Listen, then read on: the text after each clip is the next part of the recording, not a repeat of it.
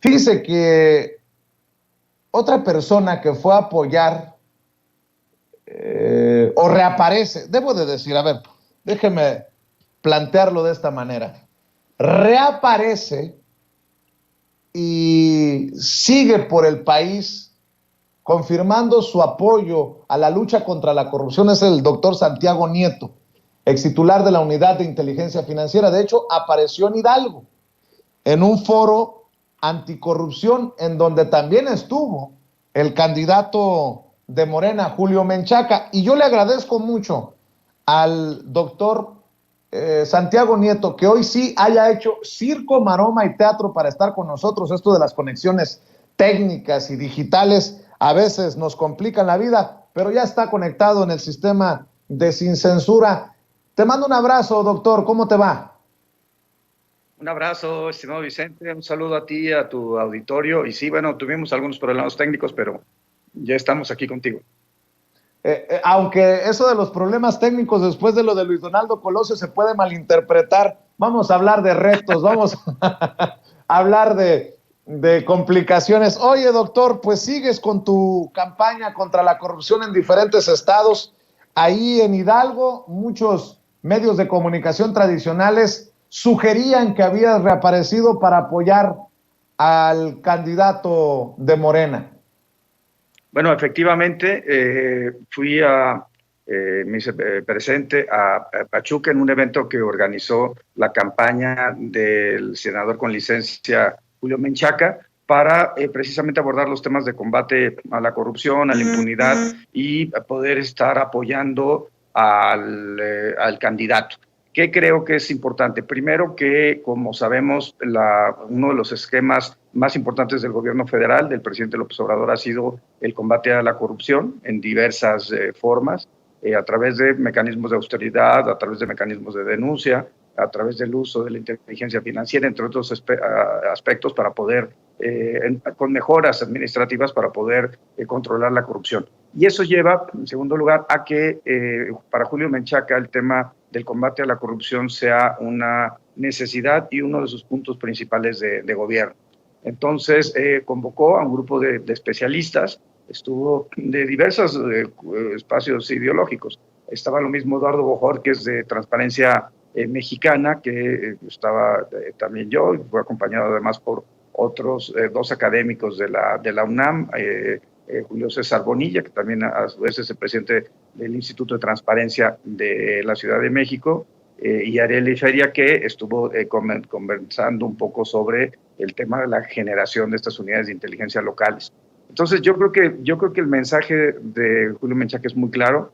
También creo que viene una victoria contundente para él el próximo domingo en las elecciones, y el tema es cómo reestructurar el sistema estatal anticorrupción, incluyendo los temas vinculados con la Fiscalía Anticorrupción local, y por supuesto cómo generar mejores mecanismos para poder tener un control, sobre todo en algunas regiones del estado de Hidalgo. Es un estado importante, central en el país, pero en donde ha habido muchos personajes que han sido ligados con temas vinculados con la corrupción y con la impunidad, y creo que es importante que pues un gobierno de izquierda pues tenga una postura muy clara al respecto. Entonces, bueno, efectivamente estuve en Hidalgo, como iré mañana a Quintana Roo, y bueno, estoy pendiente, estoy en comunicación constante con las personas en Tamaulipas para el proceso electoral que se está llevando allá en esa entidad.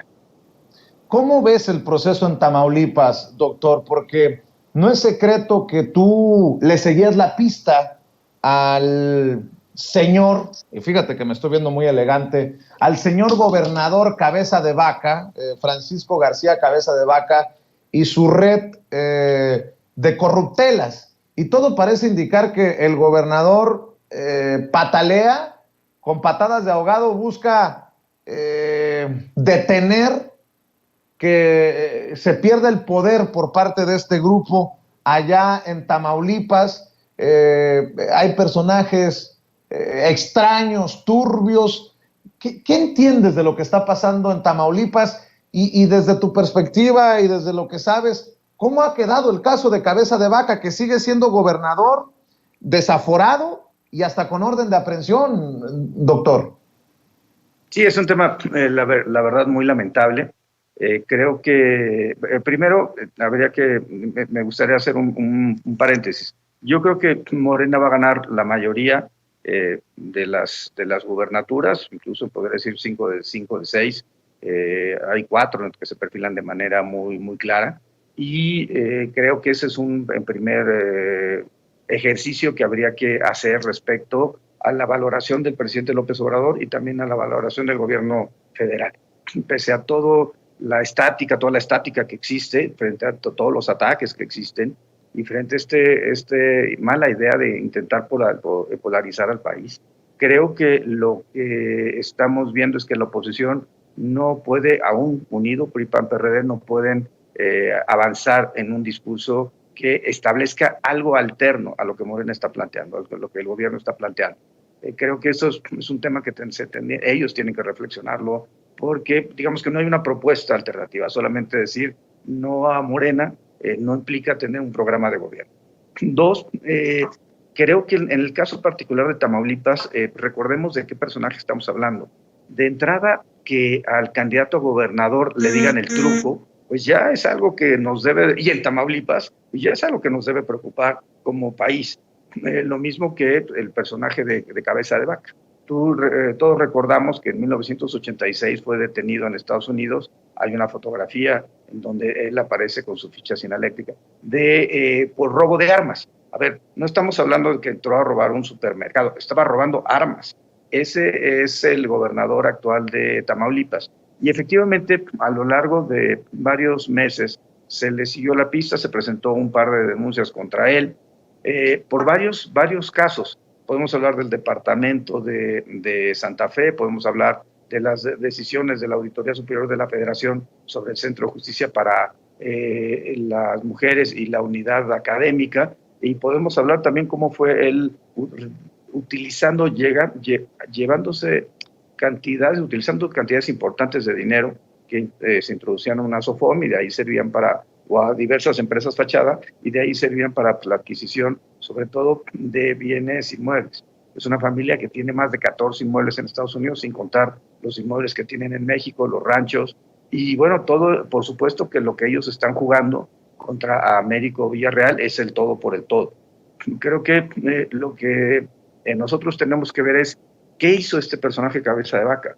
Hay muchas cosas realmente asombrosas. Y no solamente hablo por los temas de corrupción, sino también por la forma como operó el Estado. La generación de la Alianza Federalista es no una idea de Cabeza de Vaca, pero es algo que va estructurando Cabeza de Vaca pues en contra del gobierno federal. La forma como le faltó el respeto al presidente, a la entonces secretaria de Gobernación, creo que es un claro ejemplo de lo que no se debe hacer en política. Y bueno, creo que lo que estamos viendo en Tamaulipas es precisamente ese hartazgo de la sociedad tamaulipeca respecto a su gobierno. ¿Cómo se manifiesta? Pues las elecciones municipales fueron un gran termómetro, como Reynosa, Matamoros, Nuevo Laredo, Madero, etcétera, los principales municipios, quitando a Tampico, bueno, Ciudad Victoria, por supuesto, pero quitando a Tampico, todos los demás municipios con mayor densidad poblacional, con mayor incluso ingreso económico, son los que votaron en contra del PAN y de Cabeza de Vaca y terminaron dándole las presidencias municipales a Morena. Y creo que inclusive ganando en su momento la mayoría del Congreso. Después todo parece indicar que se compró a un par de legisladoras que les ha hecho poder tener una mayoría exigua. Pero bueno, yo creo que lo más complejo de este proceso ha sido cómo Cabeza de Vaca ha estado estructurando un esquema en donde la Procuración de Justicia es usado en contra de los presidentes municipales para amedrentarlos, para intimidar, en algo que si fuera Corea del Norte lo creería, pero que en Tamaulipas, en México, con la frontera con Estados Unidos, tengamos un gobierno que esté actuando así, me parece absolutamente lamentable. Pues es que se está jugando literalmente la vida política, incluso su libertad. ¿Estarás de acuerdo, doctor? Sí, efectivamente, yo creo que ese es el tema. Yo lo que hubiera hecho no solamente es solicitar el desafuero contra él, sino también lo hubiera solicitado contra el hermano, hubiera solicitado órdenes de presión contra el otro hermano, porque la red de corrupción involucra a varios integrantes de la familia. En varias vías, te había comentado hace un momento esto de los 14 millones que entran por 2 empresas fachada y llegan para comprar el departamento que él termina vendiendo en 42 millones.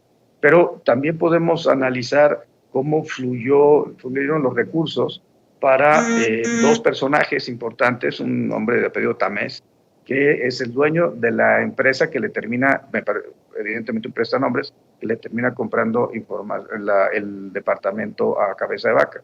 Y no solamente eso, el tema de las energías limpias. Por supuesto que todos estamos a favor de las energías limpias, pero cuando las energías limpias se ponen en los campos, en los ranchos, de los prestanombres del gobernador o de sus propios ranchos, pues es cuando uno empieza a decir que realmente no es un discurso por la energía limpia, sino es un discurso por la corrupción y por la ganancia propia.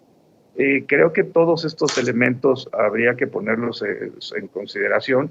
El flujo de dólares en efectivo, a ver, perdóneme, son $250,000 en una operación, $507,000 en una operación, otra de $512,000, todos estos en años vinculados con procesos electorales.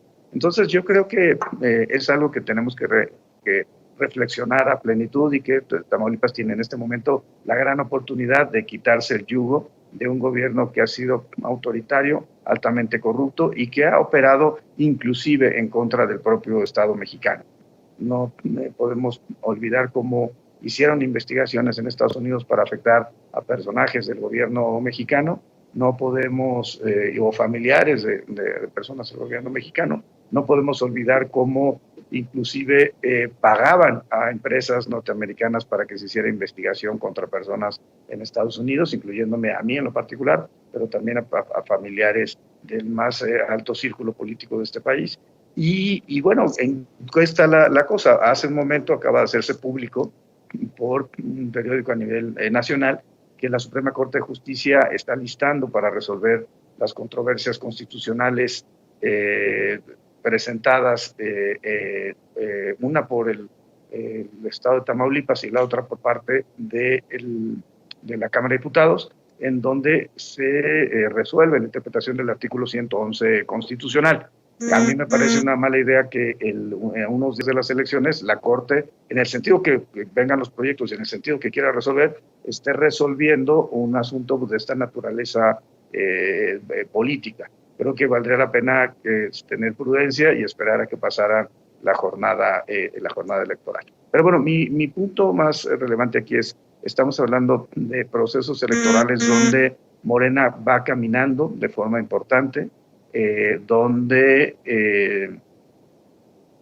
por ejemplo, Quintana Roo me parece que va a ser un triunfo holgado por parte de Mara Lezama, también en Oaxaca es claro, en Hidalgo lo vio claro, en Tamaulipas lo vio claro, y creo que incluso, como decía hace un momento, creo que Morena puede llevarse 5 de 6 gobernaturas sin problema, y además de que Aguascalientes es un estado pues, conservador en su fuerza, en su ideología, también pues, Morena va creciendo de manera importante. Por tanto, cuando se plantea que la cuarta transformación está por terminar, la verdad es que yo no lo veo.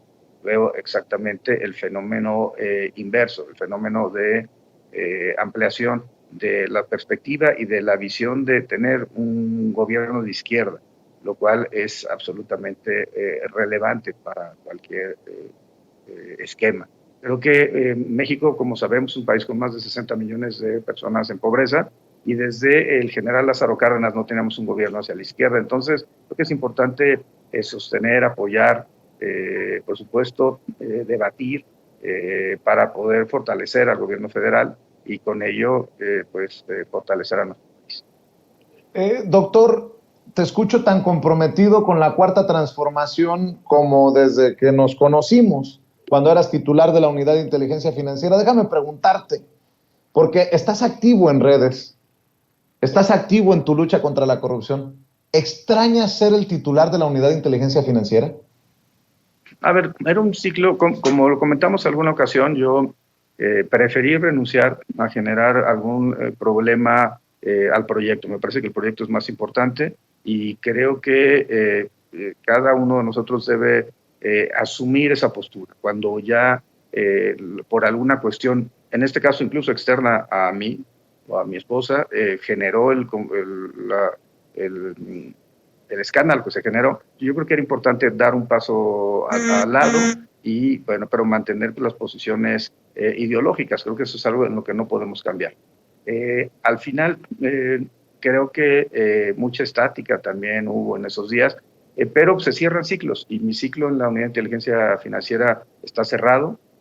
Yo estoy muy agradecido con el presidente López Obrador que me haya permitido la oportunidad de haber colaborado con él durante los 3 primeros años de su gobierno y bueno, vendrán otras cosas. En este momento estoy en la academia reflexionando, leyendo mucho, escribiendo mucho. Estoy con el libro de memorias, por supuesto, pero también como encontrando temas que podrían ser importantes desarrollar en términos económicos y políticos, y por supuesto en los temas de transparencia y combate a la corrupción.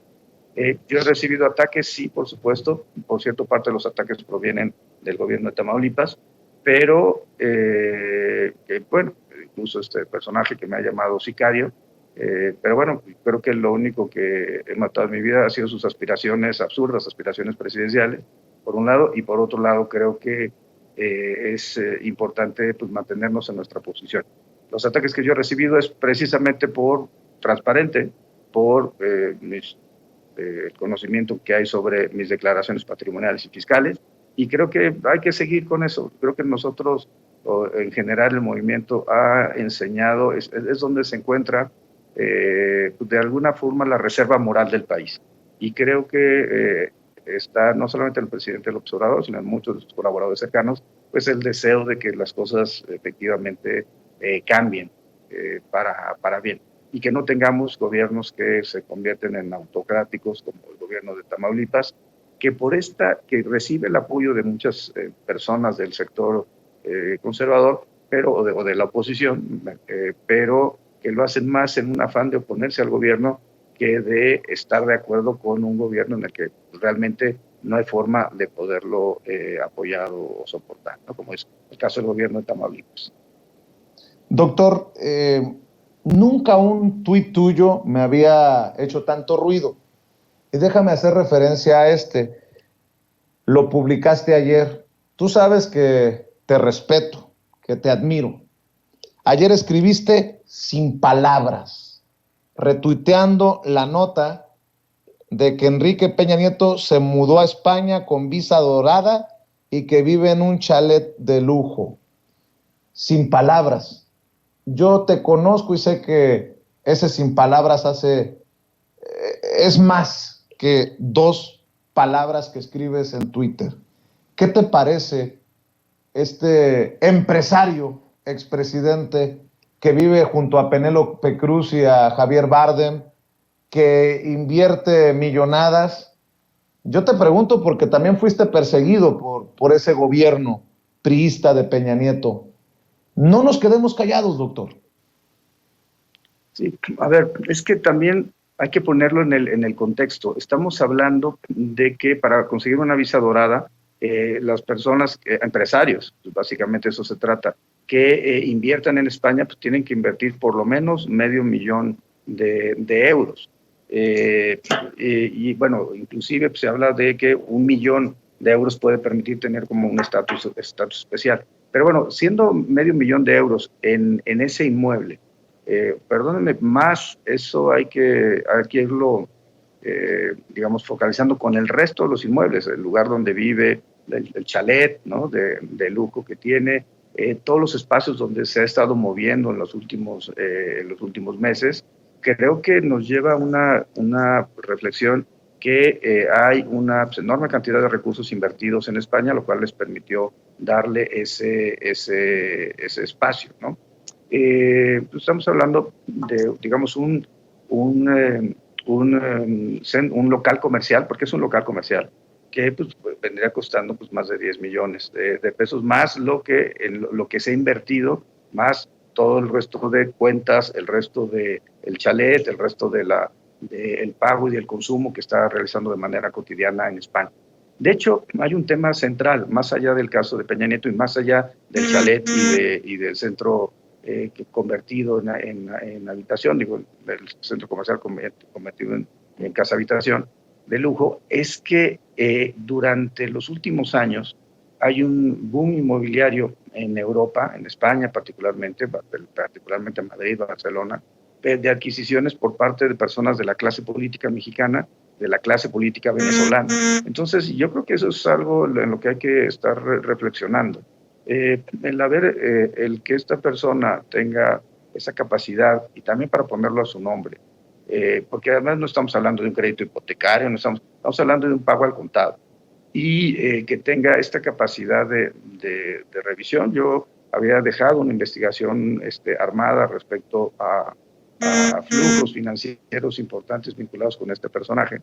Y bueno, creo que lo más relevante es que hubiera, como alguna vez lo planteé, pues una comisión de la verdad para efecto de que se supiera pues qué sucedió en los grandes temas nacionales, ¿no? Finalmente hay una buena parte de estas circunstancias, estas conductas que están prescritas, pero sí habría que reflexionar respecto al desarrollo, a la construcción de vivienda durante el gobierno de Vicente Fox, o al uso de los remanentes petroleros en la época de Vicente Fox. Habría que investigar todo, a ver la operación de García Luna económica, financiera con israelitas, o todos los temas de juegos y sorteos durante la administración de Calderón, incluso la adquisición de material de guerra. Habría que hacer porque finalmente Calderón lo que hizo fue generar un enfrentamiento que se ha mantenido hasta este momento. Y claro, pues tendremos que revisar, tendrá que revisar, no sé, pienso en la Operación Zafiro. Habría que también escribir toda la historia completa de Cedesol, Sedatu, la venta de terrenos nacionales, el regalo de las procuradurías agrarias de tierra a particulares bajo la aquiescencia de Enrique Peña Nieto. Entonces, creo que todo esta Comisión de la Verdad nos ayudaría a poder entender qué es lo que ha sucedido y cómo mejorar nuestros sistemas de combate a la corrupción. Como se planteó en el evento con el senador Menchaca, senador con licencia Menchaca, candidato Menchaca, el punto está en mejorar los sistemas, utilizar las unidades de inteligencia patrimonial económica a nivel local, el fortalecer el diseño de las fiscalías para que pueda haber una reacción inmediata en buscar a los beneficiarios finales de los actos de corrupción, a las personas políticamente expuestas, entre otros casos. Entonces yo creo que hay que mantener esa línea y bueno, que podamos seguir adelante en esta lucha constante que tiene el Estado mexicano y la sociedad mexicana para combatir la corrupción y sobre todo combatir la impunidad. Doctor, a ver, esto que acabas de decir es muy fuerte. Tú dejaste armada una investigación sobre dineros que involucran a Enrique Peña Nieto cuando eras titular de la Unidad de Inteligencia Financiera. ¿Qué pasó con esa investigación? ¿Por qué no la anunciaste tú cuando eras director de la Unidad de Inteligencia Financiera? ¿Qué carambas está pasando entonces si ya había una investigación armada para que pareciera que la Fiscalía, la propia UIF, hoy en día, pues, no avancen en eso? No, bueno, todas las investigaciones son perfectibles. Lo que se hizo fue trabajar en varios ámbitos y yo soy absolutamente respetuoso de Pablo Gómez y de las decisiones que él tome. Mi ciclo en la UIF está cerrado y de hecho yo no he salido públicamente a declarar, salvo hoy que platicamos, pero más bien vinculado con el tema de Tamaulipas respecto a cualquier actuación de la UIF. Y yo creo que lo importante es apoyar a Pablo Gómez y apoyar la política del Estado mexicano en esta materia. Porque además tenemos muchos temas internacionales que aún hay que cumplir, con Gafi, por ejemplo, pero también con la propia OSDE, en donde pues la labor de las instituciones mexicanas, incluyendo la UIF, el SAT, etcétera, va a ser un espacio fundamental. Ahora, ¿qué viene? Yo creo que hay que estar muy pendientes por las elecciones de Tamaulipas, para efecto de que el gobierno de Tamaulipas no actúe de manera ilegal o arbitraria como lo ha estado haciendo en contra de los presidentes municipales.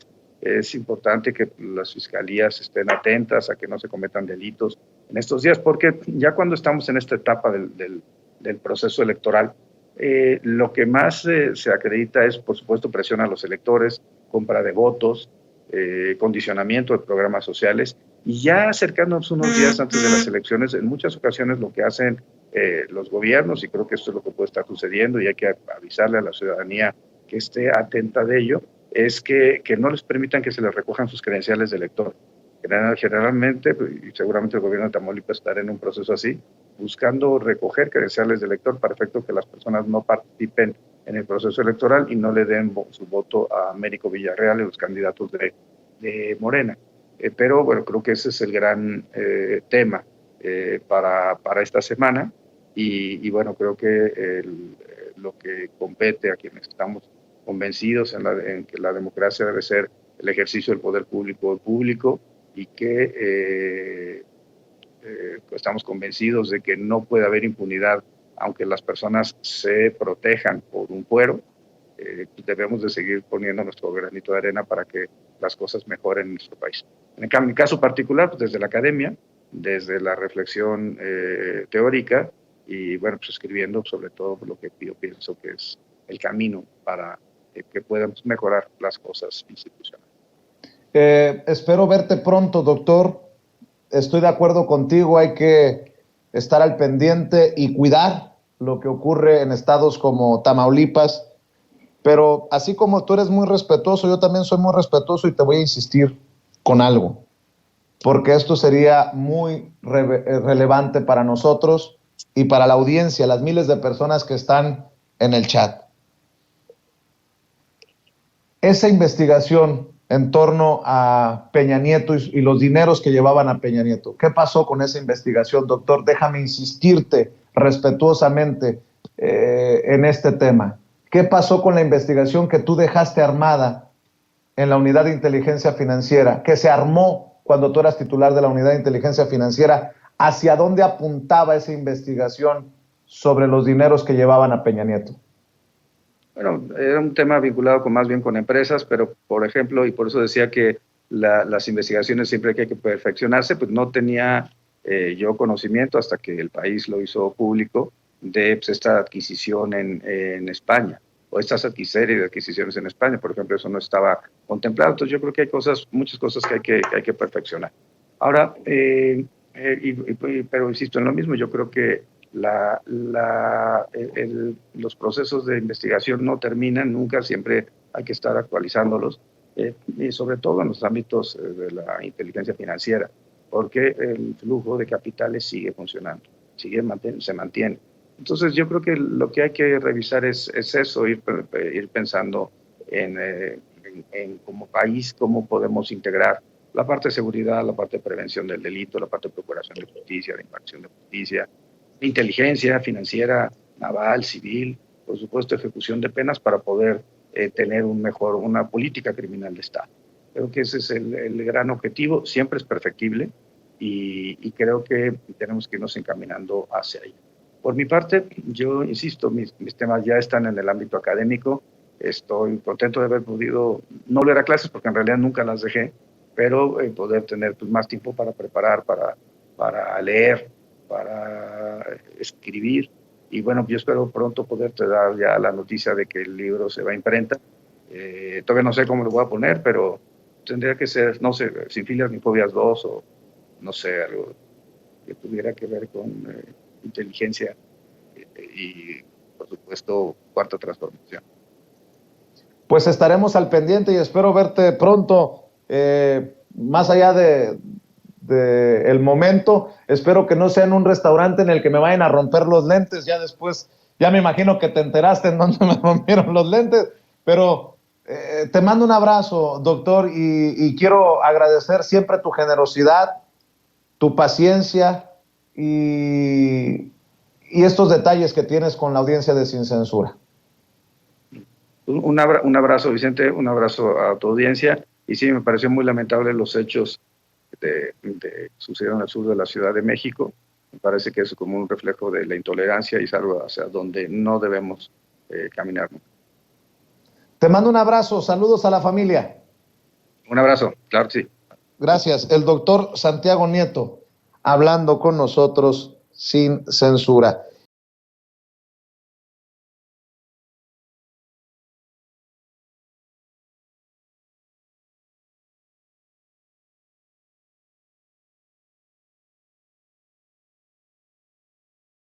Déjeme saludar al maestro Ricardo Sevilla, escritor, periodista independiente y miembro de esta familia sin censura, porque, según me informan, ahora Lili Téllez está muy enchilada, pero afortunadamente no con su servidor. Mis lentes están a salvo. Afortunadamente no contra su servidor, porque ya ve que la senadora tiene muchos pantalones y ya me amenazó que cuando me vea, pues no sé qué pueda pasar. Ahora está enojada con otra y con otro periodista. En este caso, Sabina Berman.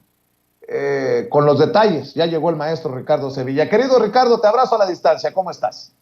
Querido Vicente, público memorioso, abrazo fuerte de regreso. Y sí, bueno, Sabina Berman exhibió a Lili Téllez este fin de semana y la panista enloqueció más y la insultó como es su costumbre. Déjame contarte que Lili Téllez está que no se colma con nada. Lanza diatribas y espumarrajos a diestra y siniestra. Y ahora, este fin de semana, le tocó a la dramaturga Sabina Berman. Fíjate que después de darle una repasada a la alcaldesa de la delegación Cuauhtémoc, Dolores Padierna, que dice que la acompañó junto con 5 amigas a hacer una campaña donde no se le paraban ni las moscas a Padierna y que ya después no le vieron ni el polvo, la escritora Sabina Berman cuestionó dura y categóricamente, como es su costumbre, el radical cambio de Morena a Acción Nacional que protagonizó Lili Téllez al interior del Senado de la República y que tanto hemos aquí criticado, que tanto hemos exhibido, que la pone al nivel de otros traidores como Germán Martínez. Por medio de su cuenta oficial de Twitter, la legisladora Téllez aseguró por su parte que los argumentos de Sabina son falsos, debido a que ella nunca, dice, se presentó como mujer de izquierda cuando compitió por su escaño en el proceso electoral de 2018 por Movimiento de Regeneración Nacional, pero no es así. Sabina tiene razón, Vicente. La Téllez en los comicios del 18 sí se presentó como una mujer de izquierda. Por favor, allá en Sonora lo saben muy bien, lo sabe perfectamente su compañero de fórmula, que ahora es gobernador de la entidad y actualmente sí se expresa y se manifiesta como una ultraderechista, como lo describe Sabina Berman. ¿A poco no se ha estado paseando con los personajes más virulentamente derechistas, cuasi fascistas de la derecha española, de la derecha panista, especialmente desde que se unió a las filas de ese partido y en todas sus actividades partidarias? La hemos estado viendo cada vez más delirante y desde luego pues no le ha gustado nada a la exconductora de noticias de televisión Azteca, porque le ha dicho no solamente que es falso lo que afirma, sino que además tiene una bajeza tal, dice Lili Téllez, que hasta John Ackerman ahí emprende también contra John, luce como un caballero. Imagínate, esa es el rasero con el que mide esta expresentadora de noticias. Ella dice, no me presentaron como mujer de izquierda porque no lo soy. Es como si le lanzaran una injuria. Imagínate, para Lili Téllez, no soy de izquierda, no lo soy. Es como si la estuvieran insultando. Y dice, según ella, que López Obrador la invitó porque posee un perfil opuesto al suyo y reconoce que hubo prueba de pluralidad en su movimiento, pero también miente, y miente con todos los dientes. Mira, Vicente, La señora Telles debería tener un poquito de vergüenza. La semana pasada dimos a conocer aquí en Sin Censura, en nuestro reportaje especial, que la exgobernadora priista Claudia Pavlovich había dado casi 5 millones de pesos del erario de ese estado a Claudia Telles García, la hermana de Lili Telles. Lili Telles debería tener un poquito más de vergüenza, por eso lo digo, callar y comenzar a trabajar para lo que se supone debería ser su función esencial, trabajar para la gente, pero no lo ha hecho, no lo hace ni lo hará. Ahora, ¿se acuerda, público memorioso, que de acuerdo con el reporte de donatarias autorizadas que emitió la propia Secretaría de Hacienda y Crédito Público, en 3 añitos, la fundación de la hermana de Lili Telles recibió casi 5 millones de pesos? Lo acabamos de dar a conocer con todos los detalles y con documentos. Pues no dijo nada, se quedó calladita. La ex empleada del polémico empresario y deudor de Hacienda, Ricardo Salinas Pliegos, es exactamente como él. Trabajan bajo el mismo modus operandi, es decir, se presentan como falsas filántropos. Salinas y ella tienen sus fundaciones para desvíos, para supuestamente ellos practicar una ayuda que nunca llega a sus destinatarios. Tanto ella como su hermana son caraduras, presumen ayudar, brindar apoyo, en este caso a niños con cáncer, pero no es así, Vicente, que va, son unas hipócritas que practican con dinero ajeno una falsa bonomía. Hay testimonios, y los dimos a conocer aquí, de personas que aseguran que la fundación de la hermana de Lili Telles y su cuñado solo utilizan como pretexto atender a niños y a niñas con cáncer, pero en realidad solo lo utilizan como una fachada para lavar y desviar dinero. También existen testimonios, y los dimos a conocer aquí, de que su empresa Raz Entretenimiento es una compañía de espectáculos que ha celebrado ventajosos negocios con diferentes autoridades estatales, no solamente de allá de Sonora, sino de toda la República Mexicana, y se han aprovechado de la gente. Durante la pandemia, por ejemplo, se organizaron ciertos eventos faranduleros, ciertos eventos de espectáculos, conciertos, los cancelaron y se negaron a devolver el dinero. Ahora, esta mujer es una persona no solamente explosiva, sino además veleidosa. Ha estado envuelta en muchas polémicas. Hay que recordar los diferentes escándalos políticos que ha tutelado. Estoy recordando, por ejemplo, aquel momento que después, donde dio las gracias al presidente, pero que después, cuando ya se pasó a la bancada panista, comenzó a dar una crítica iracunda. En su momento dijo que le haría frente al presidente López Obrador en esa ocasión, cuando se iba a presentar el presidente de la República a entregar la medalla Belisario Domínguez, y en eso ha ido acompañada por personajes beligerantes también de la derecha, de los conservadores. Uno de ellos fue, por ejemplo, el infame Vicente Fox, que la ha celebrado y que le dijo, has descubierto a tu talón de Aquiles, y la celebró por intimidar al presidente de la República.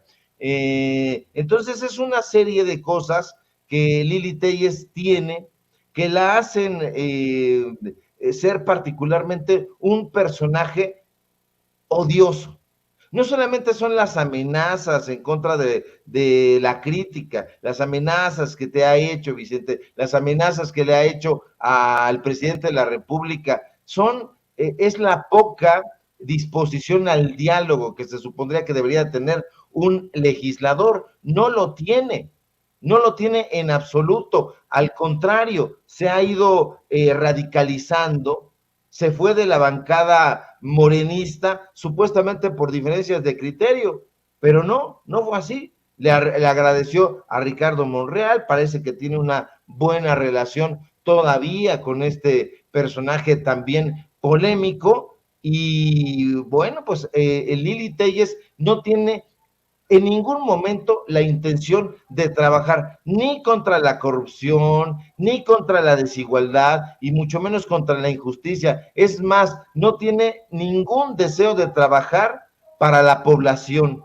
No es una legisladora que esté pensando en trabajar y desarrollar adecuadamente el puesto por el cual fue colocada donde está. Ahí ha llegado de la mano de un movimiento que quería un cambio, de un movimiento de izquierda, y que lo único que ha hecho es traicionarlo, pero además aprovecharse de él, porque si no fuera por Morena, ella no tendría esa curul como legisladora, no sería representante, y por cierto que es una representante vergonzante del pueblo sonorense. Se ha aprovechado una y otra vez, gracias a la curul. Por ejemplo, ella dice que ha sido amenazada, que le han tratado de intimidar, y el propio presidente de la República ha dicho, no la intimiden, o sea, cuidado y le hagan algo. Es decir, el propio presidente López Obrador, que ha recibido todas estas críticas acerbas, pues la ha salido a defender. Ahora, lo que dice Sabina Berman tiene completa razón.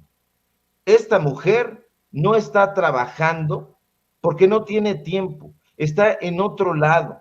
Diría yo que está más ocupada dando entrevistas, lanzando diatribas, reuniéndose con la ultraderecha, tratando estérilmente de impulsar una carrera política que te soy honesto, Vicente, no creo que vaya a tener ningún futuro. Yo creo que va a tener el mismo desenlace que tuvo el tipo este que baila en el tubo, Sergio Mayer, este sujeto, o sea, porque salieron de la farándula, salieron de los reflectores, no son periodistas, no son actores políticos, no es gente humanista, no está sensibilizada con las demandas de la gente. Entonces, eso lo detecta la población y hará que ellos se estrellen ante el muro del fracaso y de la corrupción. La gente lo percibe, la gente está muy despierta, y eso lo dijo el propio presidente López Obrador hoy en la mañanera. Está muy contento porque han pasado más de 36 años para que la gente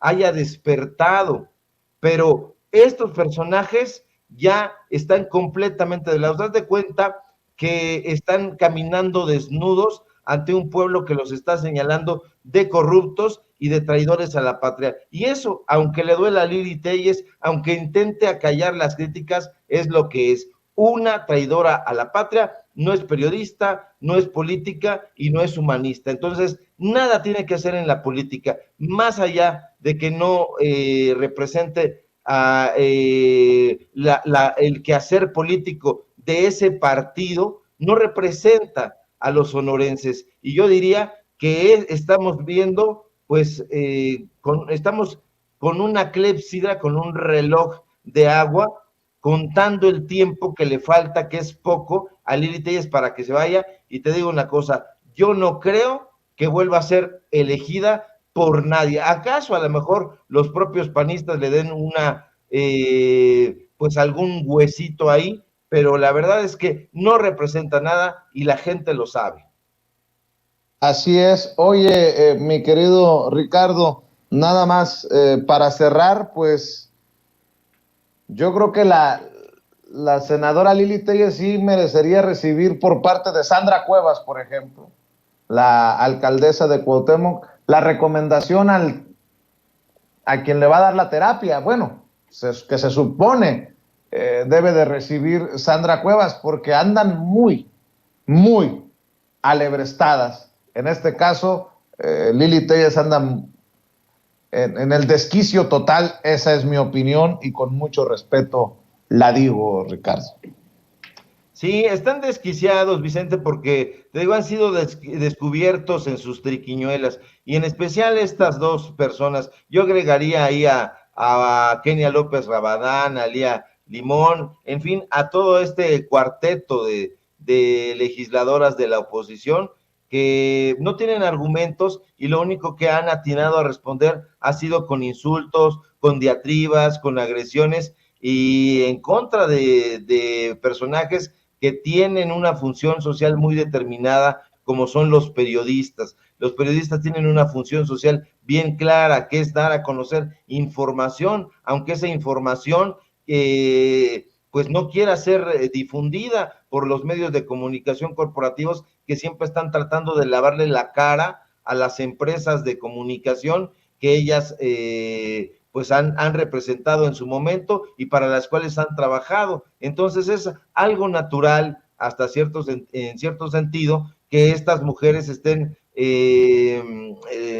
respondiendo de esa manera tan enloquecida, llevando a cabo pues una besanía que no es ideal en representantes digamos, del cuerpo legislativo. Entonces, yo creo que la gente lo sabe muy bien, sabe que estos personajes están delirantes y no tardarán en darles alguna sanción ejemplar. Yo confío, porque todavía confío en las autoridades y estas personas no deberían estar ahí. Sandra Cuevas está siendo difundido que pues debería de recibir la sanción de parte del tribunal, no debería de estar ocupando ya desde hace mucho tiempo la alcaldía en Cuauhtémoc y sin embargo por sus calzones de marca, está ahí bien posicionada, quién sabe avalada por quién, pero estaremos muy atentos, querido Vicente, porque la gente necesita saber quiénes son estos personajes, trazarles un verdadero perfil que forma parte del Museo de Bestias Negras de la Corrupción. Mi querido Ricardo Sevilla, cerremos invitando a la gente para que te vea en tus programas de YouTube, para que te siga en Twitter, para que esté atento también la gente a tus columnas, mi querido Ricardo. Claro que sí, querido Vicente, público memorioso, síganme por favor en mis cuentas de Twitter y Facebook, en Twitter @Sevilla Crítico, en Facebook Ricardo Sevilla, así nada más, síganme por favor en los datos duros, @LDatosDuros, así nos encuentran en Facebook y en Twitter, y hoy tenemos informativo en punto de las 8:30 y hasta que el cuerpo aguante. Estoy escribiendo mis columnas en el diario Basta, martes y jueves, mañana léanme por ahí en ese periódico y síganme por favor aquí en Sin Censura, en la familia Sin Censura, donde estamos participando de lunes a viernes al filo de las 11 de la mañana. Te mando un fuerte abrazo, querido Vicente, y que tengan, público memorioso, un excelente día. Si todo marcha bien, nos encontramos aquí el día de mañana. Claro que sí, te mando un abrazo, Ricardo, un abrazo al maestro Ricardo Sevilla.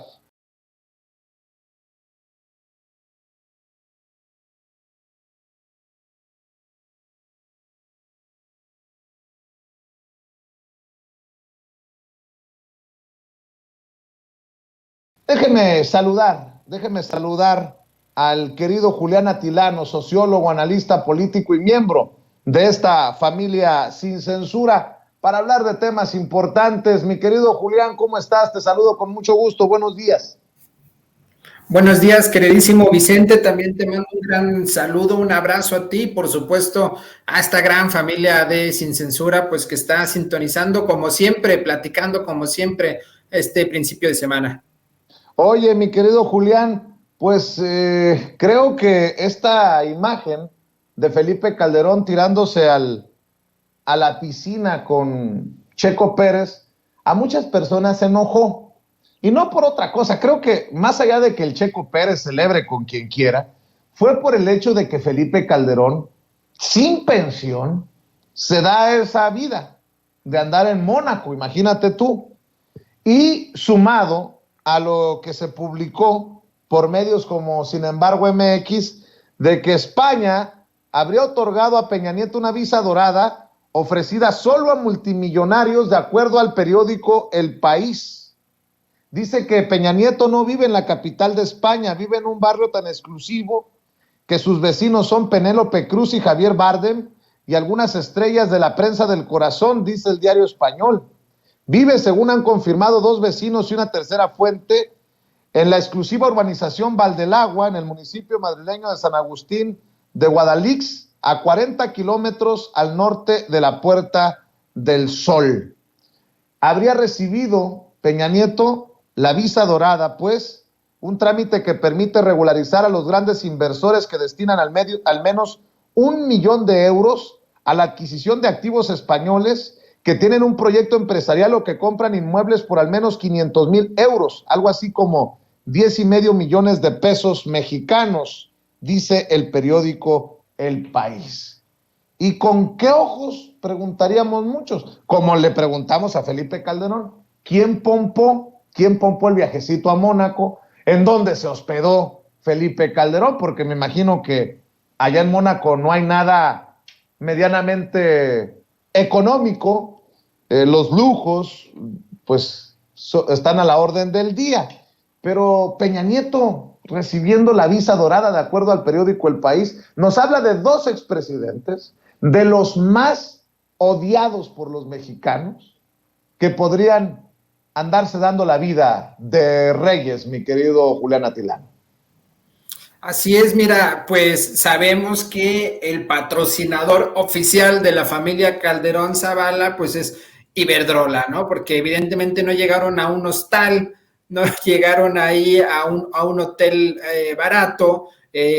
Sabemos que pues es un empleado de Iberdrola y que justo pues es esta empresa española quien ha estado financiando a este señor. Pero mira, sí es bien importante esto que señalas, porque tanto Calderón como pues Peña Nieto, si te fijas y sigamos su trayectoria, pues fueron funcionarios públicos. En esa misma nota a la que hace referencia sobre Peña Nieto, pues a ver, o sea, Peña Nieto fue gobernador, fue presidente, y habrá que preguntarse si la función pública te da para poder comprar todo un piso, para poder tener propiedades en España, en una zona muy exclusiva. Habrá que ver entonces de dónde viene ese dinero, cuál es la causa, cuál es el origen de ese dinero, porque, a ver, estamos en un momento de transformación en donde la austeridad es primordial, la austeridad es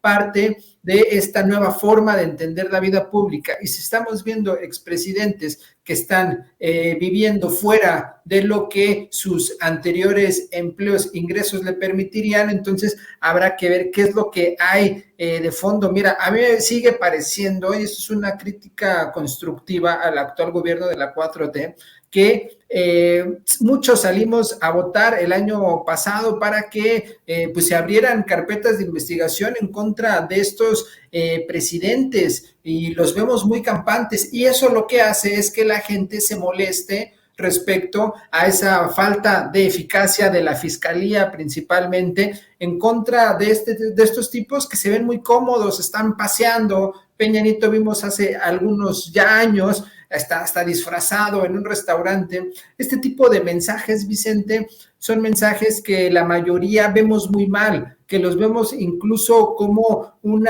acto ahí de provocación en contra de las y los mexicanos. Lo mismo con Calderón ahí en sus grandes viajes. Y a ver, aquí el punto no es que pues no salgan, no es que no salgan a comer, lo que sea, pero este tipo de imágenes pues son excesos en un momento en donde pues la austeridad tendría que estar ahí presente, y que sabemos que estos 2 tipos tienen cola, una larga cola de dinosaurio los 2, y que además están vinculados a esquemas de corrupción, la Casa Blanca, o cuestiones más lamentables como pues lo de Ayotzinapa, en donde pues definitivamente estuvo vinculado Peña Nieto, ¿no? Entonces, este tipo de acciones son mensajes que se leen mal. Y pues más allá de lo que hagan, me parece que la fiscalía tendría que estar muy atento a lo que están haciendo estos personajes, porque tienen mucho que pagar, y mientras no haya justicia, mientras no haya carpetas de investigación en donde a estos 2 tipos se les esté acusando, se les esté juzgando, pues lo van a seguir haciendo, Vicente. Yo le recomiendo al fiscal general de la República, Alejandro Gertz Manero, el libro de nuestro querido amigo, compañero, maestro Jesús Lemus, perseguido en tiempos de Calderón, quien se aventó algunos años en el bote en Puente Grande debido a la persecución de Calderón y de García Luna, que se eche uno de sus más recientes libros, Jaque a Peña Nieto y su imperio de corrupción. Oye, no puede ser posible, no puede ser posible. Es lo surrealista de este país, mi querido Julián Atilano, con mucho respeto, con mucho cariño y hasta con mucho dolor lo digo, que todo mundo señale a Peña Nieto y los únicos que no le puedan armar una carpeta son los de la fiscalía, la autoridad. ¿Cómo puede ser? Pues, y mira, no estoy diciendo que Peña Nieto fue más corrupto o menos corrupto que Calderón. Yo no soy quien para decirlo.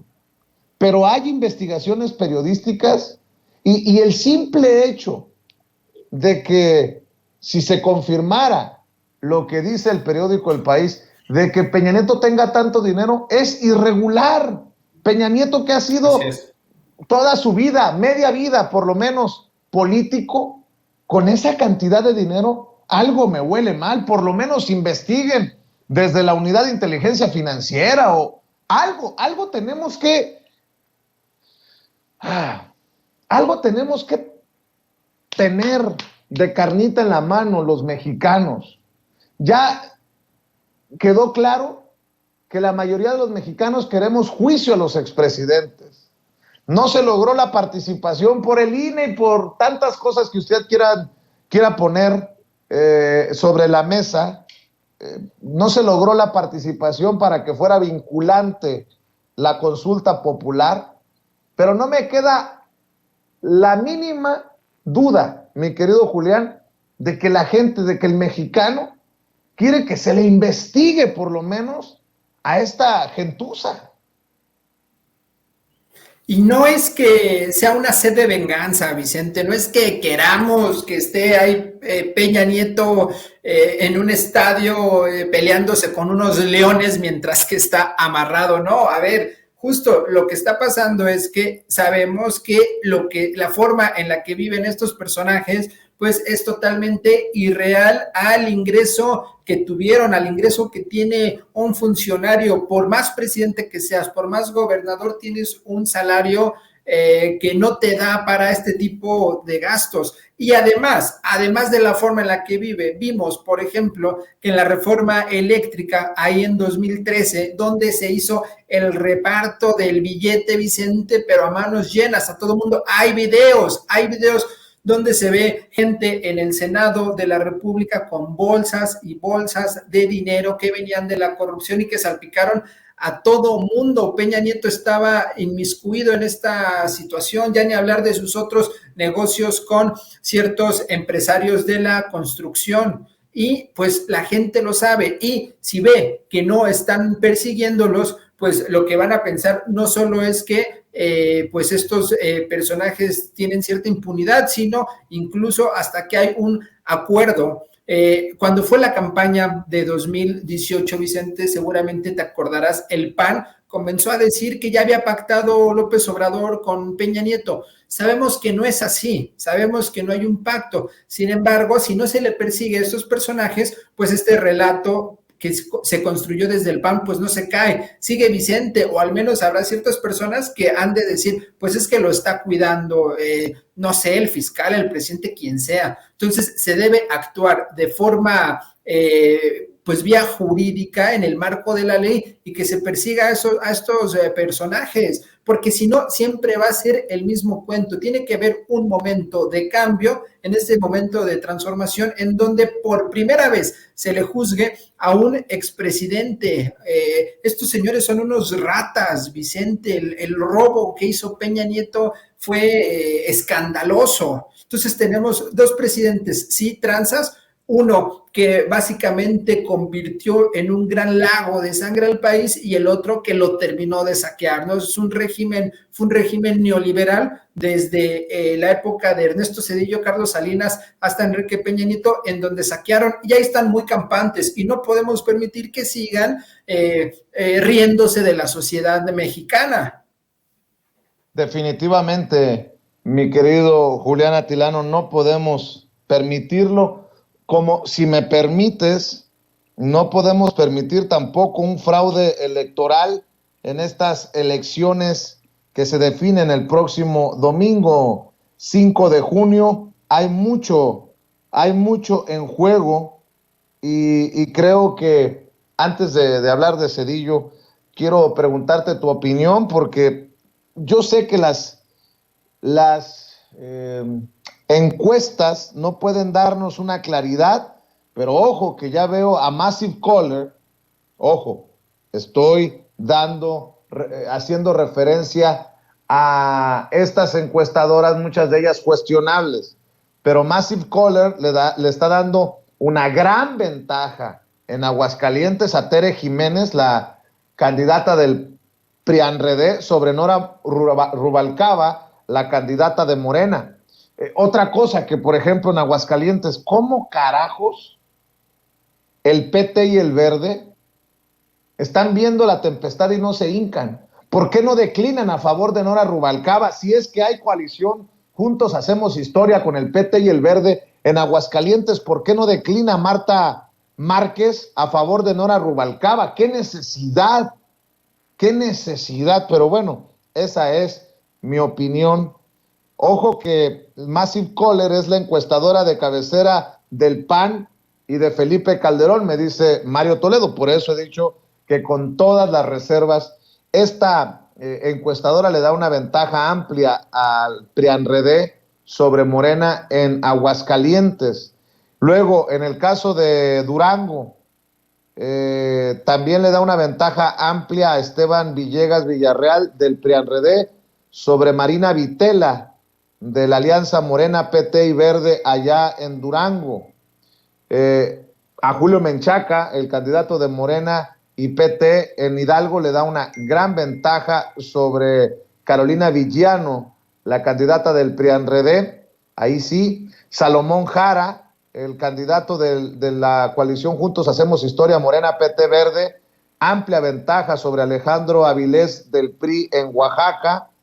A María Lezama, una amplia ventaja sobre Laura Fernández, la candidata del PRIAN o del PAN-RD allá en Quintana Roo, y a Américo Villarreal una amplia ventaja sobre el Truco Verástegui en Tamaulipas.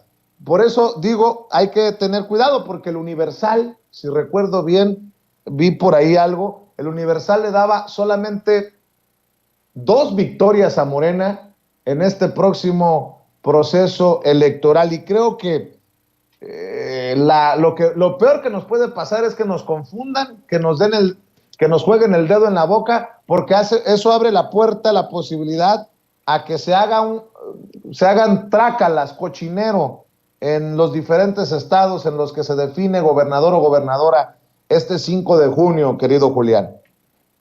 Definitivamente tenemos que salir este domingo y defender el voto desde la primera hora hasta el final. Recuerden que una de las formas de corrupción, de tranzas que hacen estos personajes es, y lo vimos en 2006, se forman, llegan tempranito a las 7 de la mañana para ser los primeros y corrompen a algún funcionario de la casilla, ¿no? Lo corrompen para que no vaya ese día. Toda la ley marca que si falta alguno de la mesa que va a estar ahí en la casilla, la primera persona que esté en la fila entra y lo sustituye, ¿no? Entonces, ese es un movimiento que hacen. Entonces, pido que salgamos desde tempranito para formarnos en primer lugar y evitar ese tipo de tranza. Esta es una de miles que hay, el carrusel, etcétera. Eso por un lado. Y por otro lado, respecto a los resultados, mira, hay muchos pronósticos respecto a las posibilidades de triunfo. Y mira, voy a hacer honesto, porque he estado revisando todas las encuestas y también buscar los puntos medios. Sí o sí, 4 se ganan, eso ya lo sabemos. Quintana Roo, Oaxaca, Hidalgo, Tamaulipas, y no solo se ganan, se van a ganar 2-1 prácticamente, o sea, el triunfo va a ser aplastante. Hay algo aquí interesante en las dos que restan, que es Durango y Aguascalientes. Una, que recuerda que Marco Cortés señaló que la única que iban a ganar era Aguascalientes, pero en Aguascalientes ya se está cerrando y muchas encuestas ya están señalando que Morena ya rebasó, que la candidata de Morena ya va en primer lugar. Hay una tendencia al alza. Entonces, lo voy a decir de esta manera, si Morena gana estas 4 que dije y Aguascalientes, va a ser un gran éxito. Hay que cuidar mucho la elección de Aguascalientes porque esa va a ser la que realmente va a construir el sentido de la victoria del resultado. Si Morena gana ahí, es bien importante Aguascalientes. 1, porque a diferencia de las que acabo de decir, no se preveía que Morena la podía ganar. 2, porque sería en la entrada de la 4T a la zona del Bajío Occidente y abriría la puerta a otros estados como Guanajuato, como el mismo Jalisco, en donde la 4T no entra, y que sí tiene que ver, por un lado, en el caso de Jalisco, por una cuestión de que hace falta construir partido, pero también por la cultura política. Recordemos que es toda esa zona, es la zona cristera, es una zona muy conservadora, y este ideario progresista por el bien de todos, primero los pobres, pues no gusta mucho. Entonces, entrar a Aguascalientes sería meter el pie en una zona muy complicadísima para la 4T. Y lo saben bien los panistas y toda la oposición que están abocándose, ya se están enfocando en Aguascalientes. Parecería a veces que ya han olvidado todas las demás gubernaturas y el objetivo es hay que salvar Aguascalientes para la visión panista conservadora. Entonces, si se gana Aguascalientes, ¿qué es lo que parece? Ya desde hace varios días, incluso semanas, ya la candidata de Morena ya va arriba en las encuestas, va a ser un gran triunfo. Entonces, muy posiblemente se van a ganar 5, y Durango todavía ahí está en tensión. Pero sí es bien importante que salgamos a votar, que cuidemos las casillas y que no demos por sentados ningún triunfo ni ninguna derrota, porque como bien dijiste, decir que se va a perder alguna gubernatura, lo que promueve es que haya fraude. Es decir, si empezamos a decir, es que se va a perder Aguascalientes, y si hay fraude, pues va a ser muy coincidente con la idea previa de que se va a perder Aguascalientes. Pero si decimos que vamos a ganar Aguascalientes porque hay información real, porque hay una buena candidata, porque hay una movilización bien importante, si nos quieren hacer fraude, pues no lo van a ganar en la mesa. Como dicen aquella frase, Vicente, lo que no ganaron en las urnas, no lo van a ganar en la mesa. Entonces, cuidemos mucho las urnas y es posible que se ganen, que incluso se lleguen a ganar 6, ¿no? Si a mí me preguntas cuántas, yo diría 5, y veremos Durango, Vicente, pero es tendencia a favor de Morena. ¿Y esto qué significa? Pues significa ya el descalabro, por supuesto, del PRI, el descalabro del PAN, la victoria territorial del proyecto transformador. Incluso, Vicente, hace algunos días los empresarios, los que realmente tienen billete, dijeron 2024 lo gana Morena. Todo lo demás es puro humo, Vicente, todo lo demás es puro rollo, pero no hay que confiarnos, hay que estar apoyando y sobre todo cuidar las urnas, evitar el fraude y quienes nos estén escuchando de Aguascalientes, por favor, salgan a votar, inviten a sus familiares para ganar. Es bien importante que se gane Aguascalientes, les digo, es la puerta de entrada a todo el Bajío Occidente y además, pues es la puerta de entrada a la transformación y ya evitar el saqueo y el robo de estos estados. Así es, mi querido Julián. Oye, una pregunta.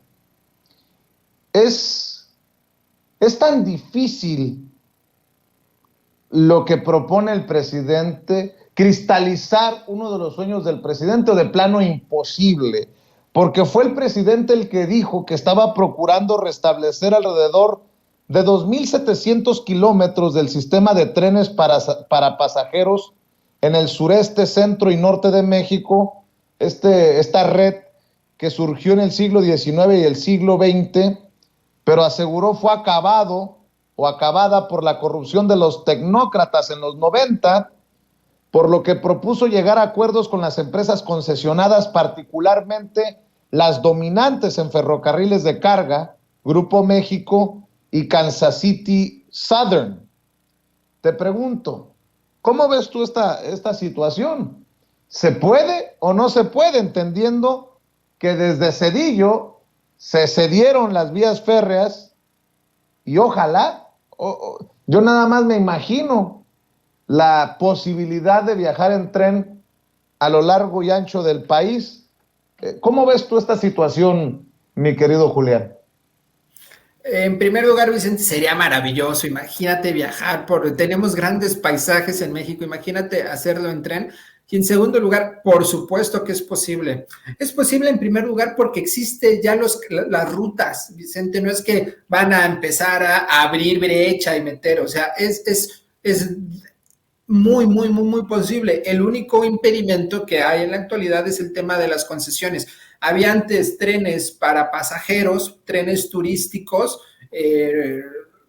Quienes nos están escuchando, pregunto, ¿cuántos de ustedes viajaron en tren? Mis padres viajaron en tren, familiares viajaron en tren, y era una experiencia maravillosa. Ya después empezó a complicar porque justo empezaron a hacer lo mismo que hicieron con todas las paraestatales, reventarlas, para que la gente dijera, ¿qué cochinero es esto?, como sucedió con Teléfonos de México, y entonces se pudiera privatizar. Entonces pasamos de unas vías de tren, un sistema ferroviario de turismo, a algo meramente de carga, que lo hizo Ernesto Zedillo, que ahora trabaja para estos personajes y que pues ya lo dinamitó. Quedan algunos pocos, el Chepel, de Tequila, Jalisco, etcétera. Entonces, si se modifican las concesiones, Vicente, si se replantean, si se sienta ahí desde la Secretaría de Comunicaciones y Transportes a ver el escenario actual y cómo están las concesiones, se puede cambiar. Y no es que pasemos del tren de carga como está ahora al tren turístico, se puede, y ya lo han dicho en las mañaneras y en distintos espacios, se pueden combinar. Y algo muy importante, porque luego he visto que parece que está esta idea, no es una cuestión de vamos a regresar al siglo XIX, no es una idea de nostalgia, es, por un lado, reducir la huella de carbón, que pues obviamente existe a partir de la movilidad terrestre vía autobuses o avión, y por otro lado, a ver, no es que van a entrar trenes como los del siglo XIX, como los del siglo XX, van a entrar trenes como en la ruta del Tren Maya, trenes eléctricos, trenes muy modernos, como existe, por ejemplo, en Europa, que la vía en muchos de estos países es vía tren. Eso sería la nueva dinámica. Es decir, no es que vamos a pasar del autobús o del avión al tren y nos vamos a tardar 15 horas en viajar de Guadalajara a Ciudad de México, sino que la idea es utilizar trenes modernos para que sea un tiempo pues mucho menor, porque van a ser trenes eléctricos, trenes modernos que alcanzan velocidades pues superiores a las de los vehículos, ¿no? Entonces, esta es la lógica y me parece que tendríamos que impulsarla. Dice el presidente que se lo va a dejar a las próximas generaciones, a quien quede de presidenta o presidente. Ojalá que así sea, porque además lo que haría este nuevo sistema es detonaría el turismo, la economía y muchos de estos pueblos que quedaron abandonados cuando se empezó a desarticular el tren, articularía a todo el país, y yo creo que sería un gran proyecto, pero sin duda se puede hacer, Vicente, solamente hay que revisar las concesiones para nuevamente transitar a esta forma de movilidad que es a partir del tren eléctrico, porque repito, los caminos ya están. Ojalá, mi querido Julián Atilano. ¿Por qué no cerramos invitando a la gente para que te siga en redes sociales y para que vea el programa que diriges, mi querido Julián? Pues sí, Vicente, son los jueves, sigan Señal Tlatelolco a las 9 de la noche, ahí analizamos la política desde un enfoque de medios de comunicación, y pues ya saben, en Twitter, Julián Atilano, @Julián Atilano, ahí nos vemos, y ya sabes que para mí siempre es un honor estar aquí en este gran espacio que es Sin Censura, Vicente. Te mando un abrazo, gracias a Julián Atilano, sociólogo, analista y miembro de esta familia Sin Censura. Amigos, amigas, regresamos en breve, pero mientras seguimos hablando sin pelos en la lengua, sin censura, usted puede suscribirse a nuestros 3 principales canales en YouTube. Sin Censura Media, en donde tenemos más de 1,600,000 suscriptores, Sin Censura TV, en donde tenemos más de 1 millón de suscriptores, y en Sin Censura Presenta, en donde queremos llegar muy pronto a los 100,000 suscriptores. Si usted ya está inscrito en Sin Censura Media, suscríbase en Sin Censura TV. Si ya está suscrito en Sin Censura TV y Sin Censura Media, suscríbase a Sin Censura Presenta. Recuerde que es gratis, no tiene que sacar un solo centavo de su bolsillo para apoyarnos. Dele clic en la campanita para que los señores y señoras de YouTube envíen las notificaciones cuando estemos transmitiendo en vivo y en directo o estemos subiendo videos. También nos puede seguir en Twitter en @Vicente Serrano y hasta en Instagram. Ojo, también estamos en Instagram. Son nuestras redes sociales y con el apoyo de ustedes seguimos creciendo, porque con ustedes todo, sin ustedes nada.